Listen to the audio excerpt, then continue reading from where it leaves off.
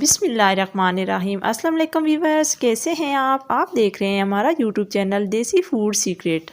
आज मैं आपके लिए गुलाब जामुन की सबसे आसान रेसिपी लेकर आई हूँ। इस रेसिपी की सबसे ख़ास बात है ये कोई भी बना सकता है और किसी के भी ख़राब नहीं होंगे। रेसिपी को एंड तक फॉलो करना है और किसी भी स्टेप को मिस नहीं करना। तो चलिए स्टार्ट करते हैं अपनी वीडियो।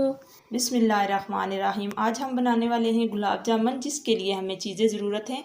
150 ग्राम मिल्क पाउडर, 50 ग्राम घर का मैदा, 100 ग्राम सूजी, 4 टेबलस्पून घी या ऑयल, 3 चुटकी बेकिंग पाउडर, 1 चुटकी मीठा सोडा, 1 अंडा, इससे हम आधा शामिल करेंगे, 1 गिलास दूध। सबसे पहले हम एक कढ़ाई चूल्हे पर चढ़ा लेंगे और इसमें 100 ग्राम सूजी ऐड कर लेंगे और इसको तकरीबन 3 से 4 मिनट के लिए भून लेंगे। जैसे ही सूजी का कलर चेंज होने लगे हम इसको उतार लेंगे। सूजी को निकालने के बाद हम कढ़ाई को साफ़ कर लेंगे और इसको दोबारा चूल्हे पर चढ़ा देंगे और इसमें घी ऐड करेंगे। अब घी को हल्का सा गर्म कर लेंगे और इसमें दूध शामिल कर देंगे। जब दूध नीम गर्म हो जाए तो इसमें मिल्क पाउडर ऐड कर लेंगे। मिल्क पाउडर हमने थोड़ा थोड़ा करके ऐड करना है, एक बार सारा नहीं ऐड करना है। एक बार सारा ऐड करने से इसमें गुठलियाँ बन जाएंगी। हम थोड़ा थोड़ा मिल्क पाउडर ऐड करेंगे और इसको हल्का हल्का शेक करेंगे। जैसे जैसे दूध में मिल्क पाउडर डिज़ोल्व होता जाए वैसे वैसे हमने इसमें और मिल्क पाउडर ऐड करना है और इसको शेक करना है। मिल्क पाउडर को हमने तेज़ तेज़ हिलाना है ताकि इसमें गुठलियाँ ना बने। जब मिल्क पाउडर हमारा अच्छी तरह से मिक्स हो जाए तो हम इसमें थोड़ी थोड़ी करके सूजी ऐड करेंगे। अब मिल्क पाउडर की तरह हमने सूजी को भी थोड़ा थोड़ा करके ऐड करना है और इसको शेक करना है। रिवर्स हमने सूजी को भूनने से पहले अच्छी तरह से छान लिया था। आप भी सूजी को भूनने से पहले अच्छी तरह से छान लीजिएगा। अब सूजी हमारी गाढ़ा होना शुरू हो गई है। हम इसको अच्छी तरह से पका लेंगे, बिल्कुल उसी तरीके से जिस तरह से हम मावा बनाते हैं।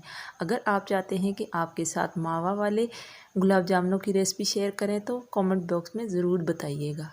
सूजी हमारी तैयार हो गई है। अगर इसमें कोई गुठली वगैरह बन जाए तो ये गूंदने के टाइम पे रिमूव हो जाएगी। व्यूअर्स, अब सूजी हमारी तैयार हो गई है। अब हम इसको ठंडा करने के लिए एक बड़ी सी ट्रे में निकाल लेंगे। अब सूजी हमारी ठंडी हो गई है। इसमें बेकिंग पाउडर और मीठा सोडा मिक्स करके अच्छी तरह से हाथों की मदद से गूंद लेंगे। अब इसमें थोड़ा थोड़ा दूध ऐड करेंगे और हाथों की मदद से अच्छी तरह मसल लेंगे। इससे ये होगा कि इसमें अगर कोई गुठली हुई तो वो रिमूव हो जाएगी। दूध शामिल करने के बाद हम इसमें मैदा शामिल कर देंगे। मैदा हमने घर वाले आटे से निकाल लिया था। घर वाले आटे से मैदा निकालने का ये तरीका है कि आप किसी भी बारीक कपड़े में आटा डालकर उससे मैदा छान लें। अब हम अंडा शामिल कर लेंगे और इसको अच्छी तरह से गूंद लेंगे। अंडा शामिल करने से ये होगा कि जब हम गुलाब जामुन फ्राई करेंगे तो हमारे गुलाब जामुन खुलेंगे नहीं। अब हम हाथों को ग्रीस कर लेंगे ऑयल से और अच्छी तरह से मिक्सचर को गूंदेंगे। जितना ज़्यादा मिक्सचर हमारा अच्छे तरीके से गूंदा हुआ होगा इतने ही अच्छे गुलाब जामुन हमारे तैयार होंगे। अच्छे गूंदे हुए मिक्सचर की ये निशानी होती है कि ये बहुत ही ज़्यादा सॉफ्ट और लेसदार होता है। आटे को हमने गूंद लिया है। अब हम इसे एक बाउल में शिफ्ट करके 30 मिनट के लिए रेस्ट पर रख देंगे।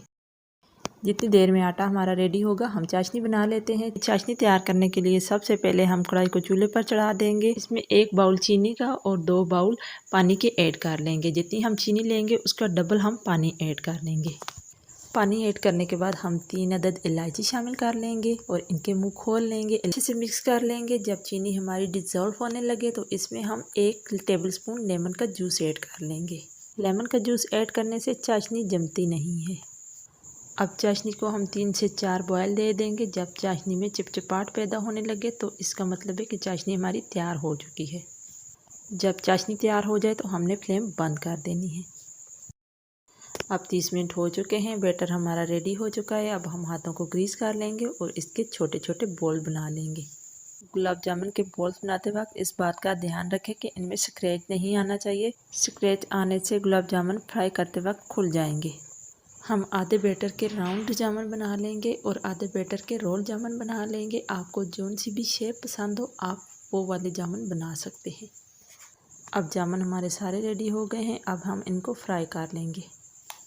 अब जामुन फ्राई करने के लिए हम कढ़ाई को चूल्हे पर चढ़ा लेंगे और इसमें ऑयल या घी शामिल कर लेंगे। ऑयल या घी हमने इतना ही शामिल करना है जिसमें जामुन फुल डिप हो जाए। अब जामुन हमने ऐड कर ली हैं। जामुन ऐड करने के बाद हम चम्मच की मदद से ऑयल को थोड़ा सा छेड़ेंगे। चम्मच हमारा जामुन को टच नहीं होना चाहिए क्योंकि जामुन हमारे अभी कच्चे हैं, इसलिए चम्मच के टच होने से जामुन हमारे खुल भी सकते हैं। जब जामुन हमारे पक जाए और हल्का सा अपना कलर चेंज करना शुरू कर दें तब हम कढ़ाई को हाथ से पकड़कर हिलाएंगे ताकि हमारे सारे जामुन एक जैसा कलर पकड़ लें। अब जामुन हमारे रेडी हो गए हैं। आप देख सकते हैं माशाल्लाह कितना ज़बरदस्त कलर आया है। अब हम इनको चाशनी में ऐड कर लेंगे। जामुन ऐड करते वक्त ख्याल रखें कि चाशनी हमारी नीम गर्म होनी चाहिए। अब हम बाकी जामुन भी ऐड कर लेंगे और इनको भी इसी तरह से फ्राई कर लेंगे। व्यूअर्स, जामुन ऐड करते वक्त फ्लेम हमारा बिल्कुल स्लो होना चाहिए, बिल्कुल दम की तरह। जब ऑयल में हल्के हल्के बबल बनना शुरू हो जाएं तो हम जामुन हमारे पकना शुरू हो गए हैं। अब हम फ्लेम को थोड़ा सा बढ़ा लेंगे। अब हम जामुनों को चाशनी में ऐड करेंगे और इनको अच्छी तरह से मिक्स करेंगे। अब हम बाकी बचे जामुनों को भी कढ़ाई में ऐड कर लेंगे और जामुन हमारे ऑयल में फुली डिप होने चाहिए। जब जामुन हमारे पक जाएं तो ये ऑयल के ऊपर आ जाते हैं। ये इस बात की निशानी होती है कि जामुन हमारे बहुत ही सॉफ्ट रेडी हुए हैं।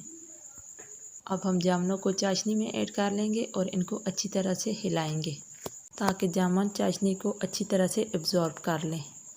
अब हम जामुनों को बाउल में शिफ्ट कर लेंगे और जामुन चाशनी में फुली डिप होने चाहिए। अब हम जामुनों को 6 घंटे के लिए कवर करके रख देंगे ताकि तमाम जामुन चाशनी को प्रॉपरली अच्छी तरह से एब्जॉर्ब कर लें। अब 6 घंटे हो गए हैं। हम जामुनों को डिश आउट कर लेंगे। हमने जामुनों को बादाम और नारियल से गार्निश किया है। आप कोई से भी ड्राई फ्रूट से गार्निश कर सकते हैं। अब हम आपको जामुन काट कर दिखाते हैं कि ये अंदर से कितने जूसी और फ्लफ़ी रेडी हुए हैं। वीडियो पसंद आए तो प्लीज़ लाइक और शेयर कर दीजिएगा। नेक्स्ट वीडियो तक अल्लाह हाफिज़।